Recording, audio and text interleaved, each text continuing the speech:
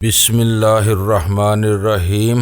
گمنام ہیرو کے معزز ناظرین السلام علیکم۔ آئیے چلتے ہیں کہانی کی طرف۔ غزالہ نے تجویز پیش کی کہ کشت و خون میں الجھنے اور ڈان کوانگ فو کی خوشنودی گنوانے کا خطرہ مول لینے کی بجائے میں شدید بیماری کا عذر کر کے شام کی تقریب سے غیر حاضر ہونے کا جواز پیدا کر لوں۔ ڈان نیشی کاؤ صرف مجھے پہچانتا تھا۔ غزالہ اور سلطان شاہ کی موجودگی سے کوئی خطرہ لاحق نہیں ہو سکتا تھا، لیکن میں نے وہ مشورہ مسترد کر دیا۔ میرے بچاؤ کے لیے نیشی کاؤ کی موت ناگزیر ہو چکی تھی۔ وہ اپنی اور ڈان کی بچپن کی دوستی کا سہارا لے کر مکاؤ آ رہا تھا۔ اس نے یقینی طور پر ڈان کو اپنی آمد کے اصل مقصد سے آگاہ نہیں کیا تھا، لیکن میں جانتا تھا کہ نیشی کاؤ میرے اور جیمی لائٹ کے تنازع میں ڈان کے اثر و رسوخ کو استعمال کر کے شی اور مافیا کے درمیان پائی جانے والی بدترین کشیدگی کا سدباب کرنا چاہتا تھا۔ میں اس کے سامنے نہ بھی آتا تو وہ اپنی آمد کے بعد پہلا موقع میسر آتے ہی میرا ذکر چھیڑتا، یا پھر ڈان ہی اس سے شادی کے حوالے سے میرے نام سے آگاہ کرتا تو نیشی کاؤ فوراً چکنا ہو جاتا اور میں ڈان کی حویلی میں بری طرح پھنس کر رہ جاتا۔ ہمارے سنگین مسئلے کا واحد حل نیشی کاؤ کی موت میں پوشیدہ تھا، لیکن سب سے بڑی دشواری یہ تھی کہ تقریب کے شرکاء کو ڈان کے سامنے پھیلے ہوئے میدان میں بیٹھنا تھا، جبکہ نیشی کاؤ کو ڈان کے عقب میں بنے ہوئے ہیلی پیڈ پر اترنا تھا۔ ہیلی پیڈ اور اسٹیج کے درمیان راستے پر ڈان کے نجی عملے کے علاوہ کسی غیر متعلقہ فرد کے موجود رہنے کا کوئی جواز نہیں تھا۔ اگر سلطان شاہ اس گزرگاہ پر نیشی کاؤ پر قاتلانہ حملہ کرتا تو اس کی کامیابی اور ناکامی کے مساویانہ امکانات سے قطع نظر ڈان کا عملہ فی الفور اس پر ہاتھ ڈال دیتا اور بساط الٹ جاتی۔ ہم کافی دیر تک سر جوڑے اس کٹھن صورتحال پر مغز زنی کرتے رہے، لیکن کوئی محفوظ حل سامنے نہیں آ سکا۔ نیشی کاؤ کی آمد اور استقبال کا بندوبست اس قدر محفوظ تھا کہ اس میں کسی بھی قسم کی رخنہ اندازی کی کوشش خودکشی کے مترادف ہو سکتی تھی۔ تم مجھے بھول جاؤ، اگر میں اپنی جان پر کھیل کر تم دونوں کو خطرات سے بچا سکا تو یہ میری بہت بڑی کامیابی ہوگی۔ ڈان اور اس کے آدمی میری زبان نہیں کھلوا سکیں گے، زیادہ سے زیادہ یہی ہوگا کہ وہ لوگ مجھے ہلاک کر دیں گے۔ میں اس کے لیے تیار ہوں، سلطان شاہ نے کہا۔ یہ بھی ناممکن ہے، میں نے اس کی آنکھوں میں جھانکتے ہوئے پرخیال انداز میں کہا۔ ڈان کی حویلی میں ہم تینوں کی شناخت ایک دوسرے سے ہے، تم پکڑے گئے تو ہم بھی عطاب میں آ جائیں گے۔ ہم تینوں کو بچنا ہے یا پھر ہم ایک ساتھ مارے جائیں گے۔ میں وان لن کی لاش کے ساتھ ڈان کا وحشیانہ سلوک دیکھ چکا ہوں۔ وہ اپنے منحرفین اور دشمنوں کے معاملے میں بہت خونخوار اور کینہ پرور آدمی ہے۔ اس نے ہم میں سے ایک پر بھی ہاتھ ڈال دیا تو تینوں کا حشر خراب کر دے گا۔ سلطان شاہ گہری سوچ میں ڈوب گیا۔ آخر اور فیصلہ کن لمحات قریب آنے پر سب کچھ جمود اور تعطل کا شکار ہوتا نظر آ رہا تھا۔ میں نے ایک ایسا بلیو پائپ بھی خریدا تھا جو سگریٹ میں چھپایا جا سکتا تھا۔ پچھلے حصے کا تمباکو نکال کر کاغذ کی نلی میں بلیو پائپ چھپانے کے بعد اگلے حصے میں ہلکا سا تمباکو بھر دیا جاتا تو کسی کو شبہ نہیں ہو سکتا تھا کہ اسے استعمال کرنے والا شخص پھونک مار کر اپنے بلیو پائپ سے زہریلی سوئی چلانے کا ارادہ رکھتا ہے۔ بادی النظر میں یہی معلوم ہوتا تھا کہ وہ شخص اپنے ہونٹوں میں دبی ہوئی سگریٹ سلگانے کا ارادہ رکھتا ہے۔ وہ تدبیر صرف ایک ہی صورت میں کارگر ہو سکتی تھی کہ نیشی کاؤ کی گزرگاہ کے اطراف میں بھیڑ بھاڑ موجود ہوتی۔ سلطان شاہ اس ہجوم میں مل کر بہت آسانی کے ساتھ اپنا کام کر سکتا تھا۔ اس نے بے ضرر سوئیوں پر مشق کے ذریعے اتنی مہارت حاصل کر لی تھی کہ 15-20 فٹ کے فاصلے سے کسی متحرک شخص سے بدن کے اوپری حصے کو بے آسانی نشانہ بنا سکتا تھا۔ شرط صرف یہ تھی کہ تیز ہوا نہ چل رہی ہو۔ اس بلو پائپ میں ایک بہت بڑی خوبی یہ تھی کہ اس میں یک وقت 3 سوئیاں سما سکتی تھیں۔ پہلی سوئی نکلتے ہی اوپری حصے کی باریک جری سے دوسری سوئی نلی میں گرتی تھی اور اگلی پھونک سے اسے بھی نشانے کی طرف اڑا لے جاتی۔ اس طرح بلو پائپ کو دوبارہ لوڈ کیے بغیر چند سیکنڈ کے قلیل سے عرصے میں اس سے مسلسل 3 سوئیاں پھینکی جا سکتی تھی۔ اپنا مقصد حاصل کرنے کے بعد سلطان شاہ وہ سگریٹ زمین پر پھینک دیتا جو قدموں کے تلے روندی جاتی اور انتہائی باریک بینی سے چھان بین کے باوجود کچلے ہوئے بلو پائپ اور باقی ماندہ سوئیوں کا سراغ لگانا ناممکن ہو جاتا۔ مایوسی کے عالم میں سلطان شاہ نے بھیم گن کے استعمال کی تجویز پیش کی۔ میں اضطراری طور پر وان لن کی بھیم گن کا نشانہ بنانے کے بعد جس کربناک ذہنی عذاب سے گزر چکا تھا وہ میں ہی جانتا تھا۔ بھیم گن شی کے بڑوں کے خاص اور امتیازی ہتھیار کا درجہ رکھتی تھی۔ ڈان نیشی کاؤ کے جسم کے جلے ہوئے حصے کو دیکھتے ہی سمجھ لیتا کہ اسے بھیم گن کا نشانہ بنایا گیا ہے۔ پھر بھیم گن کے نوزل ہوٹل سے خارج ہونے والی نیل کشواؤں کی مہلک دار بھی چھپنے والی چیز نہیں. اس تقریب کا بندوبست بہت محفوظ اور بے داغ ہے.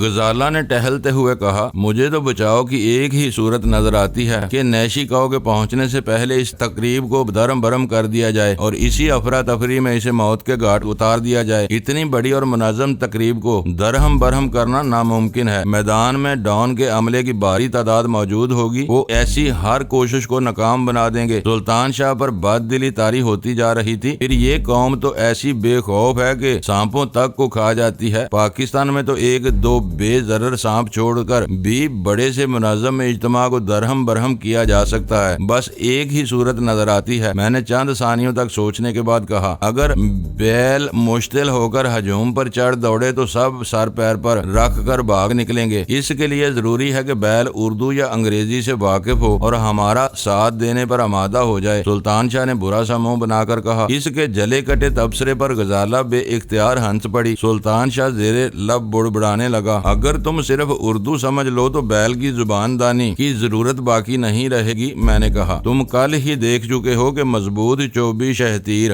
زمین میں گاڑ کر ان پر افقی تختے ٹھونکے جا رہے تھے. بیل کو اس مضبوط حصار سے باہر لانا ناممکن ہوگا. غور کرو گے تو امکانات روشن ہو جائیں گے. میں نے اصرار کیا, یہ ناممکن نہیں ہے. بولے جاؤ, میں سن رہا ہوں. سلطان شاہ نے منہ پھلا کر کہا, شاید اسے توقع نہیں تھی کہ میں کوئی معقول تجویز پیش کر سکوں گا. وہ نیم دلی کے ساتھ میری تجویز سنتا رہا. پھر اس نے کئی اعتراضات کیے. غزالہ بھی اس کا ساتھ دے رہی تھی, لیکن میں اپنے منصوبے کی طرف سے نا امید نہیں تھا. اس وقت بھی بیم گن بلو پائپ سمیت سلطان شاہ کے پاس موجود تھی. ڈان کے عملے کی لڑکیوں کی طرف سے کمروں کی تلاشی کے خطرے کی وجہ سے وہ ہتھیار ہم اپنے ساتھ ہی رکھتے آ رہے تھے. میں نے سلطان شاہ کو ایک بار پھر اس کا کام سمجھایا اور پھر کسل مندانہ انداز میں نرم اور دبیز گاز پر دراز ہو گیا. ہم دونوں اسے وہیں چھوڑ کر واپس تہہ خانے کی طرف چل دیے. سرنگ میں داخل ہونے کے بعد ہم نے دروازہ بلٹ نہیں کیا تھا تاکہ سلطان شاہ اپنا کام ختم کر کے اسی راستے سے واپس آ سکے. اپنے کمرے میں پہنچ کر میں نے انٹرکام سنبھال لیا, کیونکہ شام کے پروگرام کی تصدیق کے لیے مجھے سارا یا حسین کی ضرورت محسوس ہو رہی تھی. پروگرام کی متوقع ترتیب میں کوئی بھی تبدیلی میرے منصوبے کو تباہ کر سکتی تھی. تیسری کوشش میں میرا سارا سے رابطہ ہو گیا اور وہ فوراً ہی نیچے آنے پر آمادہ ہو گئی. میں نے اس کے آنے سے پہلے غزالہ کو دوسرے کمرے میں بھیج دیا. میرا خیال تھا کہ سارا تنہائی میں زیادہ کھل کر بات کر سکے گی. بظاہر اپنے حالات سے خوش نظر آنے کی شعوری کوششوں کے باوجود وہ ڈان کی حویلی کے ماحول کی یکسانیت سے اکتائی ہوئی معلوم ہوتی تھی. اس نے آتے ہی غزالہ اور سلطان شاہ کے بارے میں استفسار کیا تو میں نے اسے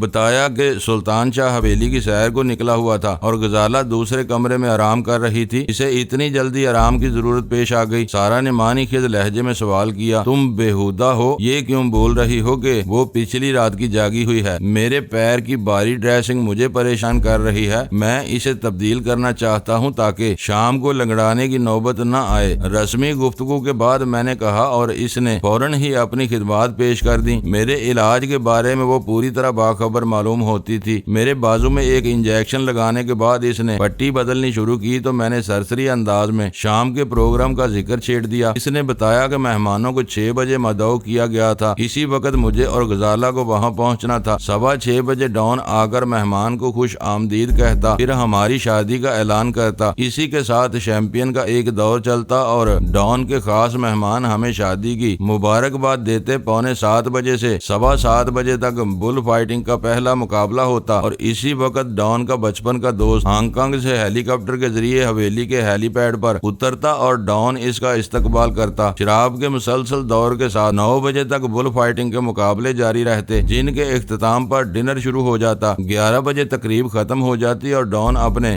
دوست کے ساتھ حویلی میں واپس لوٹ جاتا. وہ پروگرام بہت مناسب اور میرے منصوبے کے لیے سازگار تھا. خاص بات یہ تھی کہ ڈان کی تمام تقریبات میں وقت کی پابندی کا بہت خیال رکھا جاتا تھا, اس لیے پروگرام کی ترتیب یا اوقات میں رد و بدل کا کوئی امکان نہیں تھا. سارا بہت خلوص اور اپنائیت کے ساتھ میرے زخم کی مرہم پٹی کرتی رہی. اس کی آنکھوں کی چمک, لہجے کے تاثرات اور جسمانی چھیڑ چھاڑ سے اس کی تشنگی کا اظہار ہو رہا تھا, لیکن خفیہ ڈکٹا فون کے ذریعے آوازوں کی مانیٹرنگ کے خوف سے اس کی زبان بند تھی. وہ ادھر ادھر کی باتیں کر رہی تھی لیکن اس کی نگاہیں کچھ اور کہہ رہی تھی. میں کسی خفگی یا اپنی پاک بازی کا اظہار کیے بغیر بغیر میٹھی مسکراہٹ کے ساتھ اس کی حوصلہ افزائی کرتا رہا۔ ایسا نہیں تھا کہ میں غزالہ سے نکاح کے چند گھنٹوں بعد ہی ہیرا پھیری پر اتر آیا تھا۔ اس وقت غزالہ میرے دل و دماغ پر بلکہ حواس پر چھائی ہوئی تھی، لیکن ڈان کی حویلی میں ہم تینوں جس غیر یقینی اور خطرناک صورتحال سے دوچار تھے، اس کے پیش نظر ڈان کے جان نثاروں میں سے کسی بہکے ہوئے دوست یا ہمدرد کا وجود ہمارے لیے نعمت غیر مترقبہ سے کم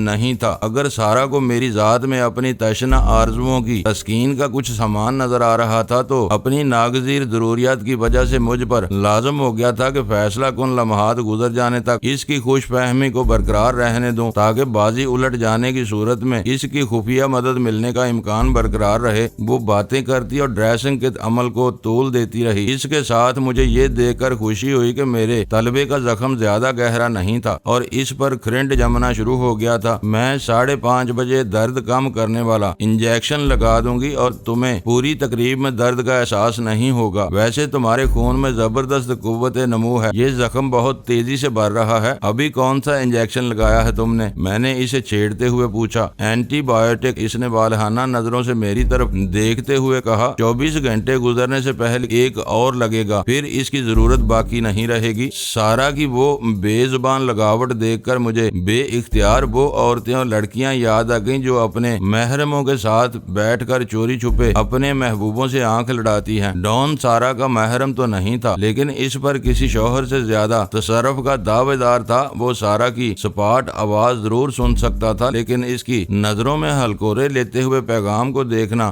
ڈان کے بس سے باہر تھا۔ حویلی کی اس زیر زمین خوابگاہ کی خنک تنہائی میں سارا کی گرمی جذبات کے چند بے آواز لمحات بھی آئے، جنہیں میں نے خاموشی سے سہ لیا، اور سارا لہراتی ہوئی واپس چلی گئی۔ اس کے جاتے ہی غزالہ اندر آ گئی اور آتے ہی قدرے خفگی سے بولی، میں یہ سمجھنے سے قاصر ہوں کہ خوبصورت لڑکیاں تم سے مل کر اس قدر خوش کیوں ہو جاتی ہیں۔ اب ہماری شادی ہو گئی ہے، یہ تمام راز جلد ہی تم کو معلوم ہو جائیں گے۔ میں نے ہنستے ہوئے اسے اپنی گرفت میں لے کر وہ موضوع وہیں ختم کر دیا۔ ڈکٹا فونز کی وجہ سے میں اسے کچھ نہیں بتا سکتا تھا، اور میری خاموشی اس کی برہمی میں اضافے کا سبب بن سکتی تھی، اس لیے بہتر یہی تھا کہ اس کا منہ بند کر دیا جائے۔ جب 1 گھنٹہ گزر گیا تو مجھے سلطان شاہ کی طرف سے تشویش لاحق ہونے لگی۔ میرے ذہن میں وسوسے سر ابھارنے لگے کہ کہیں وہ موقع پر ہی رنگے ہاتھوں نہ پکڑا گیا ہو۔ غزالہ بھی فکر مند تھی، لیکن پھر وہی مجبوری کہ ہم اس بارے میں ایک لفظ بھی نہیں بول سکتے تھے۔ خدا کر کے 2:30 بجے سلطان شاہ کی واپسی ہوئی اور وہ آتے ہی بستر پر گر گیا۔ میدان میں ڈان کے آدمیوں کی موجودگی کی وجہ سے اسے اپنا کام کرنے میں خاصا وقت لگ گیا۔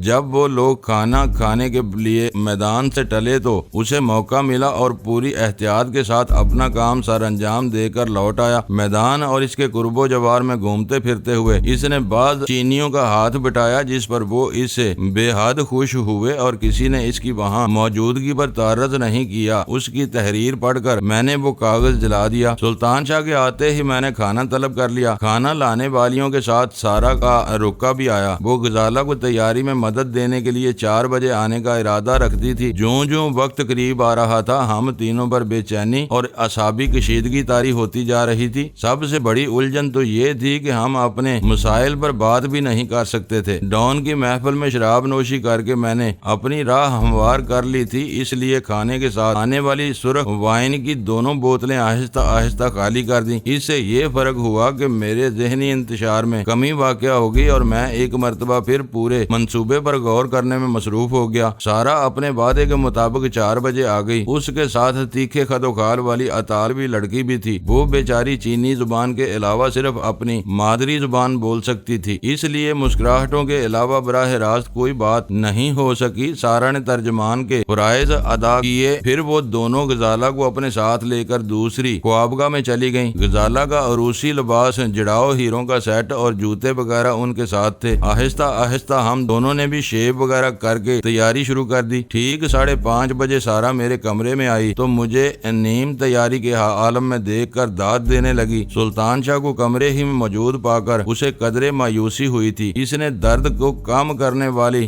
دوا ہائپوڈرمک سرنج میں منتقل کرنی شروع کی تو سلطان شاہ لباس تبدیل کرنے کے لیے باتھ روم میں چلا گیا۔ غزالہ کو اطالوی لڑکی نے الجھایا ہوا تھا، لیکن میں اس کی چھٹی حص سے خائف تھا۔ سارا نے انجیکشن لگانے سے قبل ایک بار پھر تخلیے سے فائدہ اٹھانے کی کوشش کوشش کی لیکن میں نے اسے زیادہ کھلنے کا موقع نہیں دیا۔ پھر سلطان شاہ نے باتھ روم سے برآمد ہو کر میری مشکل مزید آسان کر دی۔ اس نے سارا کے ہاتھ میں موجود بھری ہوئی سرنج کو دیکھ کر معنی خیز انداز میں سارا ہلایا۔ سارا کو جو وقت ملا تھا اس میں دوا انجیکشن میرے بازو میں اتارے جا سکتے تھے۔ اس نے سرنج میں سے ہوا خارج کرنے کی اداکاری کی اور انجیکشن لگا کر واپس لوٹ گئی۔ چند منٹ بعد غزالہ پوری ساج دج کے ساتھ تیار ہو کر ان دونوں کے ساتھ آئی تو میں اسے دیکھتا ہی رہ گیا۔ ملائم ریشم کے سفید لباس اور ہیروں کے چمکتے ہوئے سیٹ میں وہ دمک رہی تھی۔ اس کے گلے میں موتیے کی ایک ہلکی سی لڑی اور کلائیوں پر موتیے کے ہی گجرے تھے۔ اپنے سرخ و سفید اور حسین چہرے کے علاوہ وہ شانوں سے ایڑی تک کسی پری جیسی سفید نظر آ رہی تھی۔ اس پر اس کی سیاہ زلفیں کچھ اور ہی قیامت ڈھا رہی تھی۔ کمال کی بات یہ تھی کہ اس نے اپنی تیاری میں بہت ہلکے بلکہ برائے نام میک اپ کا سہارا لیا تھا لیکن اس کے چہرے پر نگاہیں نہیں ٹھہر رہی تھی۔ تم خوش نصیب ہو کہ ڈان نے جنت کی حور تمہیں بخش دی ہے، سارا نے رشک امیز نظروں سے غزالہ کی طرف دیکھتے ہوئے کہا۔ آج یہ ہر ایک کی نگاہوں کا مرکز بنی رہے گی۔ میں دوسروں کی نگاہوں کا مرکز بننے کی بجائے ڈینی کے قدموں میں بیٹھے رہنے کو ترجیح دوں گی۔ غزالہ نے مسکراتے ہوئے سارا کو لاجواب کر کے میرا دل خوش کر دیا۔ میں نے ڈان کی دی ہوئی طلائی گھڑی پر باندھ کر اپنا کوٹ پہنا، پھر ہم سب راہداری میں نکل گئے۔ اس بار راہداری سے کنویں میں رسائی کا دروازہ کھلا ہوا تھا اور وہاں ڈان کی خالی مسند موجود تھی۔ ہم پانچوں جوتے اتار کر مسند پر جا بیٹھے۔ سارا نے اپنے اسکرٹ کی بیلٹ پر لگی ہوئی ڈبیا کا بٹن دبایا اور مسند اوپر اٹھنے لگی۔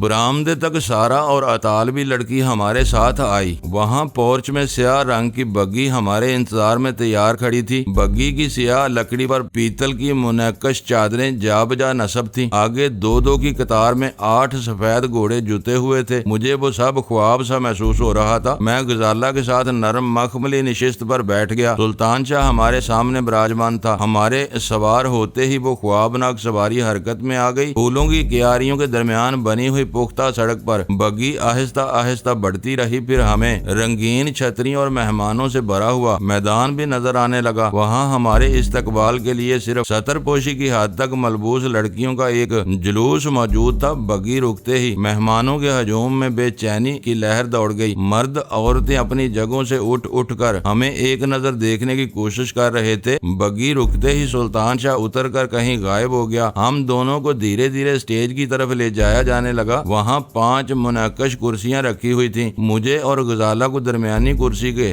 دائیں بائیں بٹھایا گیا۔ زمین سے قدرے اونچی اسٹیج پر بیٹھنے کے بعد میں نے میدان کا جائزہ لیا تو مہمانوں کی کثیر تعداد کو دیکھ کر میرا دل بیٹھنے لگا۔ ان کی تعداد کسی طرح بھی 1500 سے کم نہیں تھی۔ ان کے درمیان پھرنے والی میزبان لڑکیاں اس کے علاوہ تھیں۔ مردوں اور عورتوں کے اتنے بڑے مجمع میں ڈان کے ایک معزز ترین مہمان کو قتل کرنا آسان کام نہیں تھا۔ آنکھ سے کاجل چرانے کے مقابلے میں وہ مشن مجھے یک بیک ناممکن نظر آنے لگا۔ میں نے اضطراری طور پر سگریٹ سلگا لی۔ اسی وقت ایک لڑکی میری ضرورت کو محسوس کرتی ہوئی تھالی میں سجی ہوئی 2 سراہیاں لے کر اسٹیج پر آ گئی۔ اس کی مدد کے لیے دوسری لڑکی ساتھ تھی۔ ایک سراہی میں بیئر اور دوسری میں اسکاچ تھی۔ میری فرمائش پر مجھے ادب سے اسکاچ کا گلاس دے دیا گیا۔ غزالہ نے سر کی خفیف سی جنبش سے شکریہ ادا کر کے انہیں لوٹا دیا۔ میرا دل بیٹھ رہا ہے۔ غزالہ نے سرگوشی کی تو اس کی آواز سے گھبراہٹ عیاں تھی۔ اتنے بڑے مجمع میں سلطان شاہ کسی کیڑے کی طرح روند ڈالا جائے گا۔ میں بھی فکر مند ہوں لیکن اب کچھ نہیں ہو سکتا۔ وہ یہاں پہنچتے ہی نہ جانے کہاں غائب ہو گیا ہے۔ اپنے اوپر قابو رکھو ورنہ کھیل بگڑ جائے گا۔ میں نے ایک بار پھر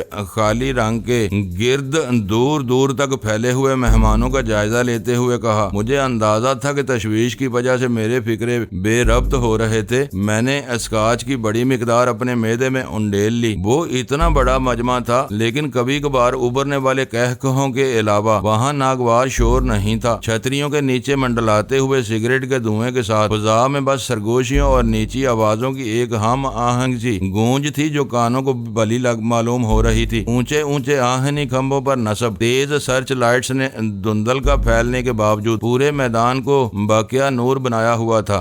معزز ناظرین، لائک کریں، شیئر کریں اور کمنٹس باکس میں پاک آرمی زندہ باد، پاکستان پائندہ باد کا نعرہ ضرور درج کر کے اپنے ملک پر فخر کریں اور پاکستان کی بنیادیں مضبوط کرنے میں اپنا کردار ادا کریں۔ ویڈیو دیکھنے کا شکریہ۔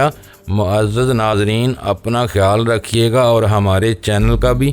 ISI پاک آرمی زندہ باد، پاکستان پائندہ باد۔